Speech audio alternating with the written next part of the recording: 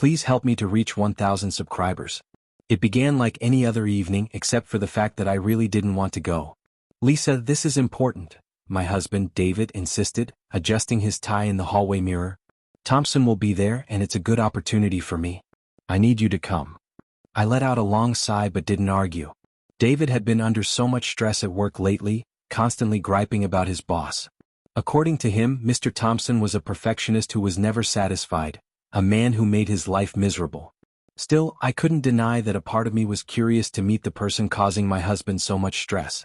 Fine, I said reluctantly, dragging the word out. You'll owe me more if this goes well, David replied with a small grin, grabbing his jacket. I slipped into the green dress he always liked, curled my hair, and applied a bit more makeup than usual.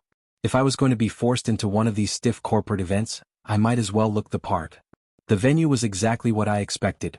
Dim lighting, awkward background music, and small groups of people standing stiffly with drinks in hand. David squeezed my arm. Just smile and be friendly, okay? I nodded, plastering on a smile as we stepped inside. The first hour wasn't unbearable. I exchanged polite small talk with his colleagues, listened to stories about office antics I didn't care about, and sipped on my second glass of wine. David seemed to loosen up a little, which made the evening feel more tolerable. Then Mr. Thompson arrived. He was nothing like I had imagined. I expected an older, gruff man with a permanent scowl, but Thompson was sharp, charismatic, and surprisingly young, probably in his mid-40s. There was an effortless confidence about him that drew everyone's attention as he entered. Lisa, this is my boss, Mr. Thompson, David said tensely. Call me Rick, Thompson said, shaking my hand firmly with a disarming smile. And you must be the brains behind the operation. I laughed lightly. I try to keep him in line, I replied, glancing at David, who gave me a look that said not too much. Dinner was served, and we ended up seated at Thompson's table with a few colleagues. The conversation started light, vacation plans, holiday shopping, but soon shifted to football. David, a diehard Cowboys fan, jumped in. The Cowboys have the best offense in the league. Thompson smirked. The Eagles' defense would crush them. Cowboys fans are all talk. Friendly banter quickly escalated. I could see the tension tighten in David's jaw, the way his shoulders stiffened. He hated losing, even in casual debates. That's when I crossed the line. Well, I said, leaning forward with a grin, if you spend as much time at home defending the Cowboys, maybe you'd finally win something. The table went silent. Thompson laughed loudly and slammed his hand on the table. I like her, she's got guts, he said.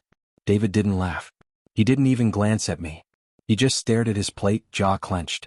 I should have stopped there, but the wine had made me bolder. Honestly, I added with a smirk, if you put that much effort into paying the cable bill, we wouldn't be arguing every month.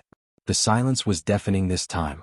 One of David's colleagues shot me a strange look, the kind that silently said, "Wow, you really went there." Under the table, David's knee bumped mine, a clear warning, but I ignored it. "Oh, come on," I said, laughing nervously. "You know I'm joking." David's voice was low and sharp. "You're doing too much, Lisa." The tension remained thick for the rest of the meal. David barely spoke, and when he did, it was curt and cold. I tried to act unfazed, but deep down I knew I had overstepped. After dinner, the group moved to the bar, but David didn't ask if I wanted to stay. He grabbed his coat. "Let's go." "Bedtime already?" I joked, forcing a smile as I waved goodbye to the others. Nobody laughed. The car ride home was quiet. David's grip on the steering wheel was tight, his knuckles white. I scrolled through my phone, pretending not to notice, but the tension was suffocating. When we pulled into the driveway, I tried to break the silence. "Are you really going to be mad about that?" "It was just a joke." David stared straight ahead for a long moment before turning to me, eyes full of frustration.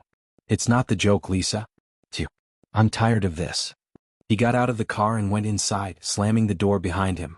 I followed, defensive. Tired of what? Me, because I made a joke. Upstairs, I found him packing a bag. "What are you doing?" I asked, crossing my arms. "I need space," he said quietly but firmly. "For what?" "Over this." I laughed, trying to minimize it. "You never know when to stop, Lisa. That's the problem." His eyes were tired but steady. With that, he walked out. The first night, I told myself he'd calm down and come back. Days stretched into weeks and there was still no word. My texts went unanswered, my calls went straight to voicemail. Then one night, as I scrolled through Facebook, I saw a photo of David at a restaurant with a woman I didn't recognize. Blonde, petite, smiling at him as if he were the only man in the world. The caption read, "So thankful for this guy, red heart." My stomach sank. I clicked on her profile and scrolled through photos of them together. They looked happy, happier than we had in years. I tried to tell myself it didn't matter, but the truth hit hard. David had moved on, and I was still trapped in the aftermath of my mistake. I went through the motions pretending to be fine. I posted pictures on Instagram, went out with friends, and told myself I didn't need him. But in the quiet of our empty house, late at night, regret consumed me. I replayed the dinner over and over in my mind, the way David's face fell, the sharpness in his voice, the moment he said, "You're doing too much." I had humiliated him in front of the one person he wanted to impress, and I hadn't even realized it. Months later, the divorce papers arrived. Holding them in my hands, I felt the weight of everything I had lost. My pride, my stubbornness, and the life I had built with him. David had found someone who respected him, who made him feel valued. And me? I was left with nothing but regret. I learned a brutal truth that day. Some words once spoken can never be taken back. Please help me to reach 1,000 subscribers.